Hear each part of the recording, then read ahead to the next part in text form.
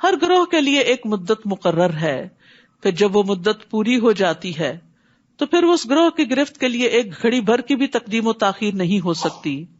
اے بنی آدم، اگر تمہارے پاس تمہیں میں سے رسول آئیں جو تمہارے سامنے میری آیات بیان کریں، تو جو شخص نافرمانی سے بچا رہا اور اپنی اصلاح کر لی تو ایسے لوگوں کے لیے نہ کوئی خوف ہوگا نہ وہ غمگین ہوں گے، اور جن لوگوں نے ہماری آیات کو جھٹلا دیا اور ان سے اکڑ بیٹھے تو ایسے ہی لوگ دوزخ والے ہیں، وہ اس میں ہمیشہ رہیں گے۔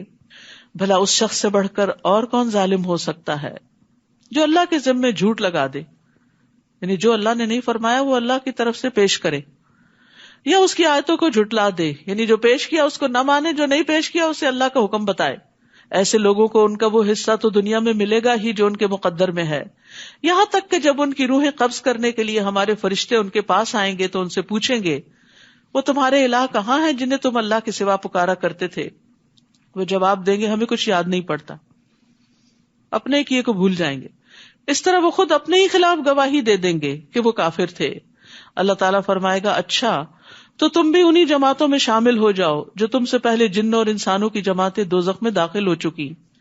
جب بھی کوئی جماعت دوزخ میں داخل ہوگی تو اپنی پیش رو جماعت پر لعنت کرے گی، یہاں تک کہ جب سب کی سب جماعتیں دوزخ میں جمع ہو جائیں گی تو ہر پچھلی جماعت اپنے سے پہلے والی جماعت کے متعلق کہے گی، ہمارے رب یہ وہ لوگ ہیں جنہوں نے ہمیں گمراہ کیا تھا، لہٰذا ان کو آگ کا دگنا عذاب دے۔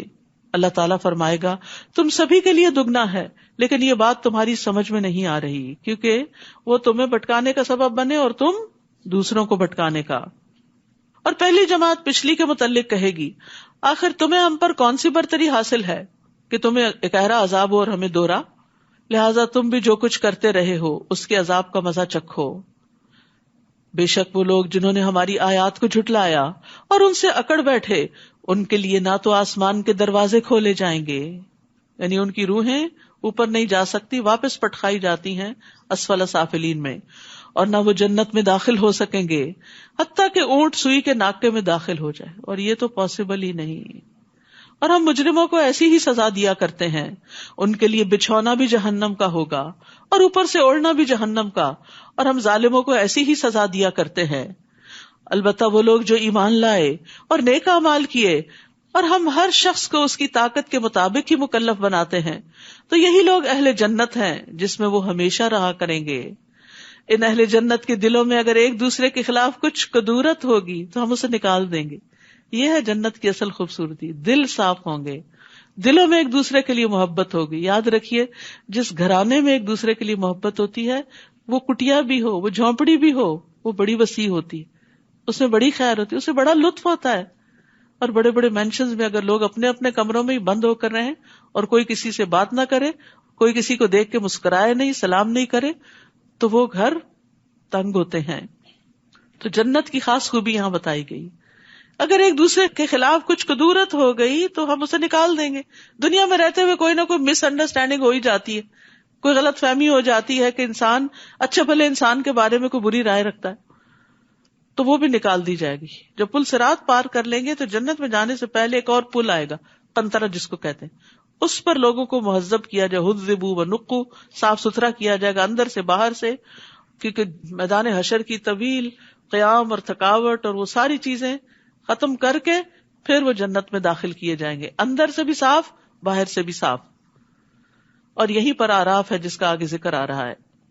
اور وہ کہیں گے، تعریف تو اللہ ہی کے لیے ہے جس نے ہمیں یہ جنت کی راہ دکھائی۔ اللہ اگر ہمیں یہ راہ نہ دکھاتا تو ہم کبھی یہ راہ نہ پا سکتے تھے، اور یہ قرآن یہی جنت کی راہ دکھاتا ہے۔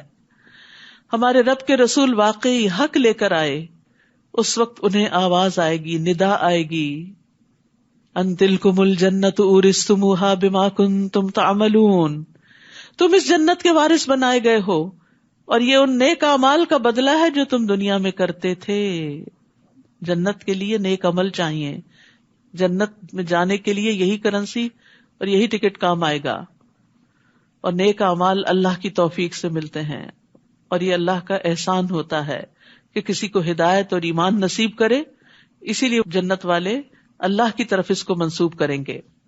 اور اہل جنت دوزخیوں کو پکار کر پوچھیں گے، ہم نے تو ان وعدوں کو سچا پا لیا جو ہم سے ہمارے رب نے کیے تھے، کیا تم سے تمہارے رب نے جو وعدے کیے تھے تم نے بھی انہیں سچا پایا؟ وہ جواب دیں گے ہاں ہم نے بھی سچا پایا. پھر ان کے درمیان ایک پکارنے والا پکارے گا کہ ظالموں پر اللہ کی لعنت ہو. وہ لوگ جو اللہ کی راہ سے روکتے اور اس میں کجی پیدا کرنا چاہتے تھے اور آخرت کے منکر تھے. اہل جنت اور اہل دوزخ کے درمیان ایک اوٹ حائل ہوگی اور آراف پر کچھ آدمی ہوں گے، یعنی کچھ تو جنت میں چلے جائیں گے، کچھ جہنم میں گر جائیں گے اور کچھ بیچ میں سٹک ہو جائیں گے. آراف والے جو ہر ایک کو اس کی پیشانی کے نشانات سے پہچانتے ہوں گے، وہ اہل جنت کو آواز دیں گے تم پر سلامتی ہو. یہ آراف والے ابھی جنت میں داخل تو نہ ہوئے ہوں گے، البتہ اس کی امید ضرور رکھتے ہوں گے. یہ بھی انتظار کے مرحلے، انتظار کی گھڑیاں کتنی تکلیف دہ ہوتی.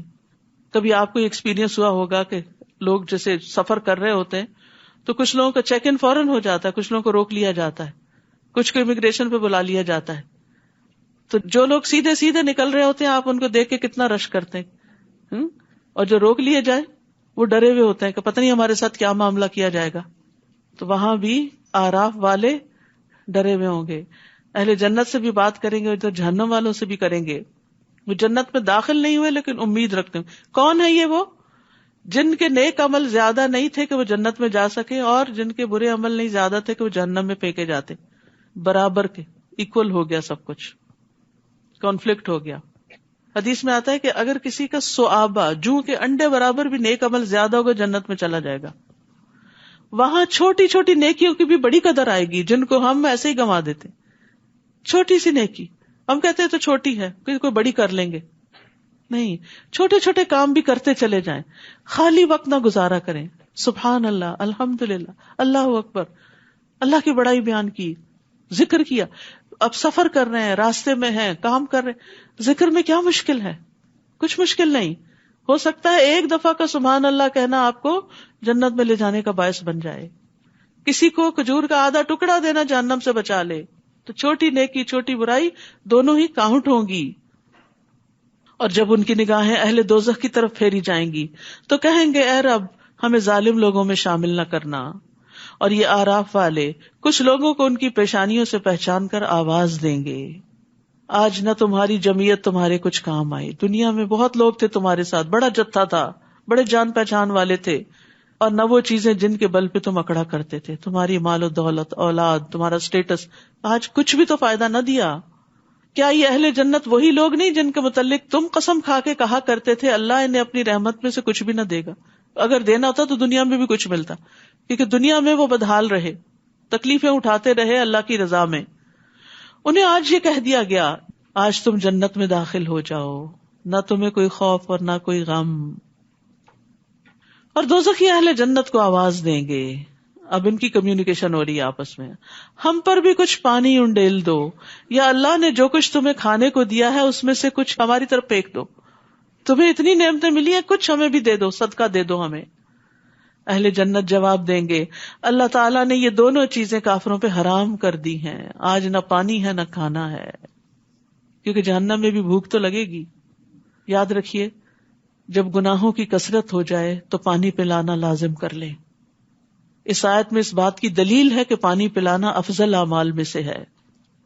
ابن عباس سے پوچھا گیا کون سا صدقہ افضل ہے، تو انہوں نے کہا پانی پلانا. کیا آپ نے جہنمیوں کو نہیں دیکھا کہ جب وہ اہل جنت سے فریاد کریں گے اور کہیں گے ان افیضوا علینا من الماء، کہ ہم پہ پانی ڈالو.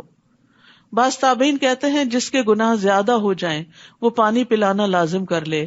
اللہ نے کتے کو پانی پلانے والے کے گناہوں کو معاف کر دیا تھا، تو اس آدمی کا کیا مقام ہوگا جو ایک مومن کو پانی پلائے اور اسے زندگی بخشے.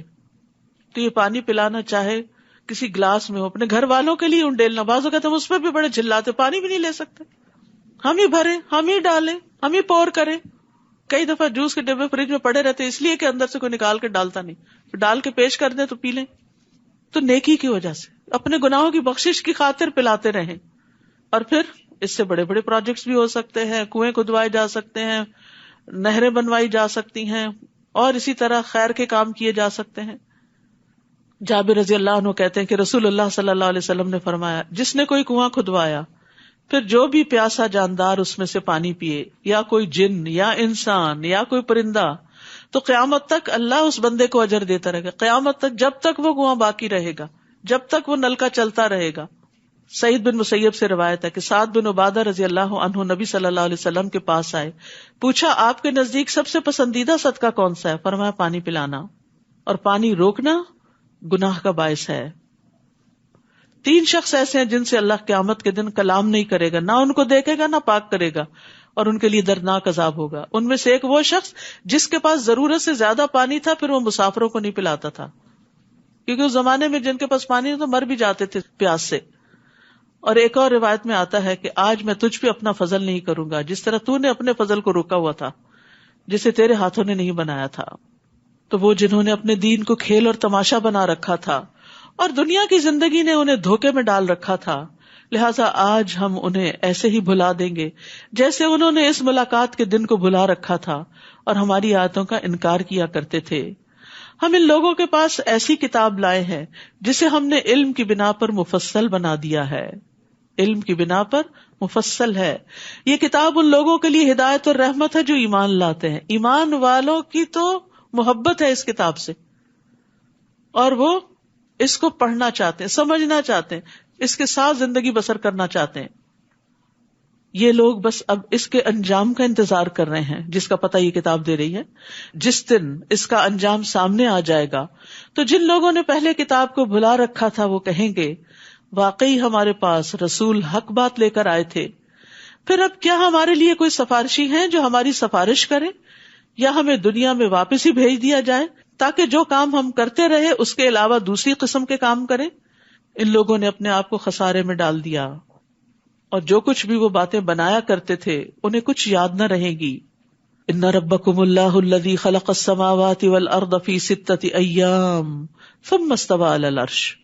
یقیناً تمہارا رب وہ اللہ ہے جس نے آسمانوں اور زمین کو 6 دن میں پیدا کیا، پھر اپنے عرش پر قرار پکڑا. وہی رات کو دن پر ڈھانک دیتا ہے، پھر دن رات کے پیچھے دوڑا چلا آتا ہے، اور سورج، چاند، ستارے سب چیزیں اللہ کے حکم کے تابع ہیں. یاد رکھو اسی نے پیدا کیا تو حکم بھی اسی کا چلے گا. یہ ساری مخلوق، یہ ساری کائنات اس کی ہے، ان سب پہ اسی کا حکم چلتا، وہی چلا رہا ہے ان سب کو. تو بندے کو بائی چوائس اپنے اوپر اللہ کا حکم نافذ کرنا چاہیے. بڑا بابرکت ہے اللہ جو سارے جہانوں کا رب ہے. اپنے رب کو گڑ گڑاتے ہوئے اور چپکے چپکے پکارو، یقیناً وہ حد سے بڑھنے والوں کو پسند نہیں کرتا. تو دعا کے بھی آداب ہیں. دعا میں وہ طریقے اختیار نہیں کرنے چاہیے کہ جو سنت سے ثابت نہیں. تضرع کا مطلب ہوتا ہے اللہ کے سامنے ذلت اور عاجزی اختیار کرنا. اللہ میں بہت گناہ گار ہوں، اپنے گناہوں کا اقرار کرتے ہوئے دعائیں مانگنا. اور خفیہ کا مطلب ہے چھپ چھپ کے رونا اور چھپ چھپ کے دعائیں کرنا، کیونکہ ریاکاری کرنے والوں کو اللہ کی ربوبیت پہ یقین نہیں ہوتا. اور منافقین تو دھوکہ دے رہے ہوتے، لوگوں کے سامنے ٹسوے بہاتے اور لوگوں کو یقین دلاتے ہیں ہم بڑے نیک ہیں، حالانکہ اکیلے میں نہ کبھی روئے اور نہ کبھی ایسی دعائیں مانگی. تو چھپ کر رب کو پکارنے کی بات کی جا رہی ہے. حسن بن ابی حسن کہتے ہیں ہم نے ایسے لوگوں کا زمانہ پایا جس میں زمین پر عمل کرنے والے جب اپنے عمل کو چھپانے کی قدرت رکھتے تھے تو اپنے عمل کو کبھی ظاہر نہیں کرتے تھے، اور وہ دعاؤں میں بہت محنت کرتے لیکن کوئی ان کی آواز نہیں سنتا تھا. یہ ان کے اور ان کے رب کے درمیان سرگوشیاں ہوتی تھی. دل ہی دل میں پکارو، چپ کے پکارو، گڑ گڑا کے پکارو، رو کے پکارو، چھپ کے پکارو، تاکہ آپ کا اور اپنے رب کا ایک 1-on-1 کنیکشن ہو. اور زمین میں حالات کی درستگی کے بعد ان میں بگاڑ پیدا نہ کرو، اور اللہ کو خوف اور امید سے پکارو. یعنی دعا مانگتے ہو مایوس نہ ہو، امید بھی ہو اور ڈر بھی ہو کہ کہیں میرے کوئی گناہ نہ رکاوٹ بنے. یقیناً اللہ کی رحمت نیک کردار لوگوں سے قریب ہے، محسنین کے قریب ہے. تو یاد رکھیے ایمان، تقوی، احسان، اس کی وجہ سے رحمتیں اور برکتیں ملتی ہیں. وہی تو ہے جو اپنی رحمت بارش سے پیشتر ہواؤں کو خوشخبری کے طور پہ بھیجتا ہے، حتیٰ کہ وہ ہوائیں بھاری بادلوں کو اٹھا لاتی ہیں تو ہم ان بادلوں کو کسی مردہ علاقے کی طرف چلاتے ہیں، پھر اس سے بارش برساتے ہیں تو اسی مردہ زمین سے ہر طرح کے پھل نکالتے ہیں. اسی طرح ہم مردوں کو بھی زمین سے نکال کھڑا کریں گے. شاید اس مشاہدے سے تم کوئی نصیحت پکڑو. اور عمدہ زمین اپنے رب کے حکم سے خوب سبزہ اگاتی ہے، اور جو خراب زمین ہوتی ہے اس سے جو کچھ تھوڑا بہت نکلتا ہے وہ بھی ناقص ہوتا ہے. تو یہ زمین سے مراد انسان ہے. اچھے انسانوں سے بڑے پیمانے پہ خیر پھوٹتی ہے، اور جن کے اندر شر ہوتا ہے وہ چھوٹی سی خیر کرتے ہیں تو اس میں بھی کچھ شر چھپا ہوا ہوتا ہے. اسی طرح ہم اپنی آیات کو مختلف طریقوں سے ان لوگوں کے لیے بیان کرتے ہیں جو شکر بجا لاتے ہیں. لقد ارسلنا نوحا الی قومہ، ہم نے نوح علیہ السلام کو اس کی قوم کی طرف بھیجا. ہر نبی اپنی قوم کی طرف بھیجا گیا. تو اس نے کہا اے میری قوم، اللہ کی عبادت کرو جس کے بغیر تمہارا کوئی الہ نہیں. میں تم پر ایک بڑے دن کا عذاب واقع ہونے سے ڈرتا ہوں. اس کی قوم کے سرداروں نے کہا ہم تو تمہیں سری گمراہی میں دیکھتے ہیں. اس نے کہا برادران قوم، میں گمراہی میں پڑا ہوا نہیں، بلکہ میں تمام جہانوں کے رب کا رسول ہوں. میں تمہیں اپنے رب کے پیغامات پہنچاتا ہوں اور تمہاری خیر خواہی کر رہا ہوں. یہ ہوتا ہے پیغمبروں کا طریقہ کہ مخالفین کی بھی خیر خواہی کرتے ہیں، کیونکہ جو کچھ مجھے اللہ کی طرف سے معلوم ہے اسے تم نہیں جانتے. تو دو صفات ایسی ہیں جو داعی کے اندر ہونی چاہیے، اللہ کی طرف بلانے والے کے اندر. اگر وہ ان سے اپنے آپ کو آراستہ کر لے تو اس کے کام میں قبولیت اور برکت ہوتی ہے. نمبر 1 لوگوں کی سچی خیر خواہی، اور نمبر 2 علم. دل میں آپ لوگوں کے خیر خواہ ہوں، ان کی تنقید کے باوجود ان کی خیر خواہی کرتے رہے. وہ آپ کو تکلیف بھی دیں پھر بھی آپ ان کا بھلا سوچتے رہیں، ان کے لیے دعائیں کرتے رہیں. اور دوسرا یہ کہ جو چیز بتا رہے ہیں اس کے بارے میں صحیح طور پر علم بھی ہو، جان کر، علم حاصل کر کے. کیا تمہیں اس بات پر تعجب ہے کہ تمہارے پاس نصیحت تمہارے رب کی طرف سے ایک ایسے آدمی کے ذریعے آئی ہے جو تمہیں میں سے ہے، تاکہ وہ تمہیں برے انجام سے ڈرائے اور تم نافرمانی سے بچو تاکہ تم پہ رحم کیا جائے. چنانچہ انہوں نے نوح کو جھٹلا دیا تو ہم نے نوح کو اور اس کے ساتھیوں کو جو کشتی میں سوار تھے بچا لیا، اور ان لوگوں کو غرق کر دیا جنہوں نے ہماری آیات کو جھٹلایا تھا. بلا شبہ وہ اندھے لوگ تھے، سب کچھ دیکھتے ہوئے بھی سمجھ نہیں رہے تھے. اور قوم عاد کی طرف ہم نے ان کے بھائی ہود کو بھیجا علیہ السلام. اس نے اپنی قوم کے لوگوں سے کہا اللہ کی عبادت کرو جس کے بغیر تمہارا کوئی الہ نہیں. کیا تم اللہ سے ڈرتے نہیں ہو؟ یعنی اس کو چھوڑ کے کسی اور کی طرف متوجہ ہوگے تو کل اس کے سامنے جا کر کیا جواب دو گے؟ اس کی قوم کے کافر سرداروں نے کہا ہم تو تجھے کم عقل آدمی دیکھتے ہیں اور ہمارا خیال ہے کہ تم جھوٹے ہو. سبحان اللہ. اللہ سبحانہ و تعالی اپنی مخلوق میں سے بہترین لوگوں کو چنتا ہے نبوت کے لیے. وہ جو اللہ کی نگاہ میں اتنے اچھے، وہ لوگوں کی نگاہ میں اتنے حقیر ہو گئے کہ وہ اللہ کا پیغام ان کو پہنچا رہے. تو اس سے دائی کو بہت حوصلہ ملتا ہے کہ اگر اللہ کے بہترین بندوں کو لوگوں نے اس طرح کے نام دیے کہ ہم تجھے کم عقل دیکھتے ہیں، انا لنراک فی صفاہا، اور ہم آپ کو جھوٹا خیال کرتے ہیں. حالانکہ نبوت کی شرائط میں سے ایک یہ کہ نبی ہمیشہ سچ بولتا ہے، صادق اور امین ہوتا ہے. تو پھر اگر ہمیں کوئی جھوٹا کہہ دے اور اگر ہمیں کوئی بے وقوف کہہ دے تو ہمیں مائنڈ نہیں کرنا چاہیے، کیونکہ ہم سے زیادہ اچھے لوگوں کو کہہ دیا گیا تھا. پھر بھی انہوں نے اپنا کام جاری رکھا، پھر بھی انہوں نے خیر خواہی کی، پیچھے نہیں ہٹے. ہود علیہ السلام نے کہا اے میری قوم، میں نادان نہیں ہوں بلکہ میں تو جہانوں کے رب کا رسول ہوں. یہ ہے انبیاء کے اخلاق. قوم نے کہا ہم تجھے بے وقوف سمجھتے ہیں، انہوں نے کہا میں بے وقوف نہیں ہوں. بس سٹاپ، فل سٹاپ. یہ نہیں کہا بلکہ تم بے وقوف، یہ نہیں کہا. ابلغکم رسالات ربی وانا لکم ناصح امین، میں تمہیں اپنے رب کے پیغامات پہنچاتا ہوں اور تمہارا امین اور خیر خواہ ہوں. کیا تم اس بات پر تعجب کرتے ہو کہ تمہارے رب کی طرف سے تمہارے پاس نصیحت ایک ایسے آدمی کے ذریعے آئی ہے جو تمہیں میں سے ہے، تاکہ وہ تمہیں برے انجام سے ڈرائے. اور اللہ کا یہ احسان یاد کرو جب اس نے تمہیں قوم نوح کے بعد زمین کا جانشین بنایا اور تمہیں خوب تنومند یعنی طاقتور بنایا. بس اللہ کی نعمتوں کو یاد کرو تاکہ تم فلاح پاؤ. وہ کہنے لگے کیا تو ہمارے پاس اس لیے آیا ہے کہ ہم ایک اللہ ہی کی عبادت کریں اور جنہیں ہمارے آباء و اجداد پوچھتے رہے انہیں چھوڑ دیں؟ یہ تھا ان کی گمراہی کا سبب. کوئی دلیل نہیں سوائے اس کے کہ باپ دادا کے پیچھے چلیں گے. یاد ہے دنیا کے معاملات میں ہم باپ دادا کے پیچھے کوئی نہیں چلتے. ہم میں سے کون ہے جو دادی والے کپڑے پہنتا ہے آج یا نانی والے کھانے پکاتا ہے؟ دنیا کے معاملات میں ہم ایڈوانس ہو گئے، نئی نئی چیزیں سیکھی، نئے نئے تجربے کیے، نئے نئے کام کیے. اور دین کے معاملے میں فرسودہ رسمیں، پرانے طریقے، باپ دادا کے طریقے. عجب منطق ہے. اور جنہیں ہمارے آباء و اجداد پوچھتے رہے انہیں چھوڑ دیں؟ اگر تو سچا ہے تو جس عذاب کی تو دھمکی ہمیں دیتا ہے وہ لے آ. ہود نے کہا علیہ السلام تمہارے رب کی طرف سے تم پر عذاب اور اس کا غضب ثابت ہو چکا ہے. کیا تم مجھ سے ایسے ناموں کے بارے میں جھگڑا کرتے ہو جو تم نے اور تمہارے آباء و اجداد نے رکھ لیے ہیں؟ یعنی خود بخود تم نے ان سے کچھ خوبیاں منسلک کر دی، بتوں کو اپنا حاجت روا سمجھ لیا، جیسے آج مسلمانوں نے اللہ کے نیک بندوں کو اپنا حاجت روا بنا رکھا ہے کہ وہ مشکل کشا ہے، وہ گنج بخش ہے اور وہ فلاں ہے. تو یہ تو خود بخود تم نے نام دے دیے جن کے لیے اللہ نے کوئی سند نہیں اتاری. سو اب تم بھی انتظار کرو اور میں بھی تمہارے ساتھ انتظار کرتا ہوں. پھر ہم نے اسے اور اس کے ساتھیوں کو اپنی مہربانی سے بچا لیا اور ان لوگوں کی جڑ کاٹ دی جنہوں نے ہماری آیات کو جھٹلایا تھا اور ایمان لانے والے نہیں تھے. اور سمود کی طرف ان کے بھائی صالح کو بھیجا علیہ السلام.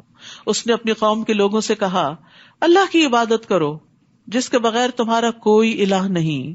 تمہارے پاس تمہارے رب کی طرف سے واضح معجزہ آ چکا ہے.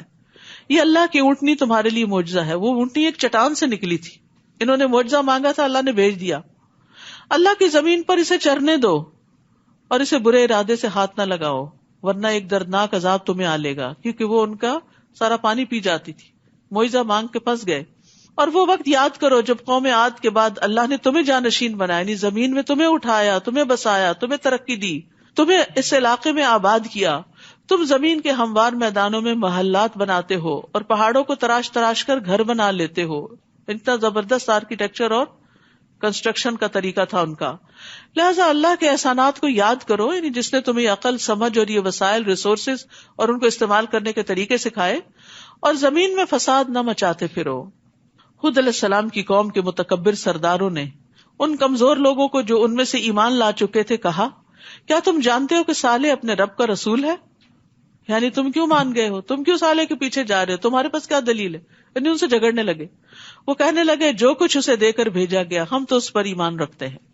متکبر کہنے لگے، جس بات پر تم ایمان لانے والے ہو ہم اسے ماننے والے نہیں.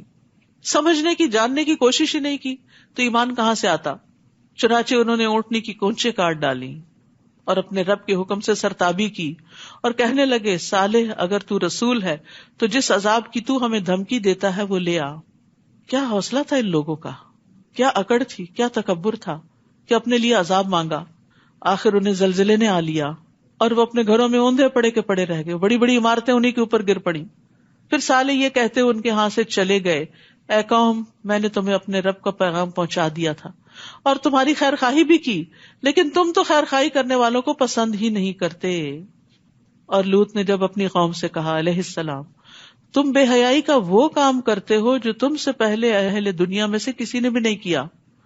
تم شہوت رانی کے لیے عورتوں کو چھوڑ کر مردوں کے پاس آتے ہو. تم تو حد سے بڑے ہوئے لوگ ہو. یعنی عجیب و غریب خواہشات تھی ان کی. اور اس کی قوم کو اس کے سوا کوئی جواب بن نہ پایا کہ انہوں نے یہ کہہ دیا، اپنی بستی سے انہیں نکال دو، یہ لوگ بڑے پاک باز بنتے ہیں. یعنی نصیحت کرنے والوں کو ہی ختم کر دو تاکہ کوئی برا بھلا کہے ہی نہ، کیونکہ وہ اپنے برے اعمال پہ فخر کرتے تھے اور نیک لوگوں کا مذاق اڑاتے. یہ بری قوموں کا یہی حال ہوتا ہے کہ وہ نیکی کرنے والوں کو بے وقوف سمجھتے ہیں اور جن گناہوں کی گندگی میں وہ گرفتار ہوتے ہیں اس پہ فخر کرتے ہیں. چنانچہ ہم نے لوط اور اس کے اہل خانہ کو بچا لیا بجز اس کی بیوی کے کہ وہ باقی ماندہ ہلاک ہونے والوں میں سے تھی، کیونکہ اس کی ہمدردیاں اس بری قوم کے ساتھ تھی.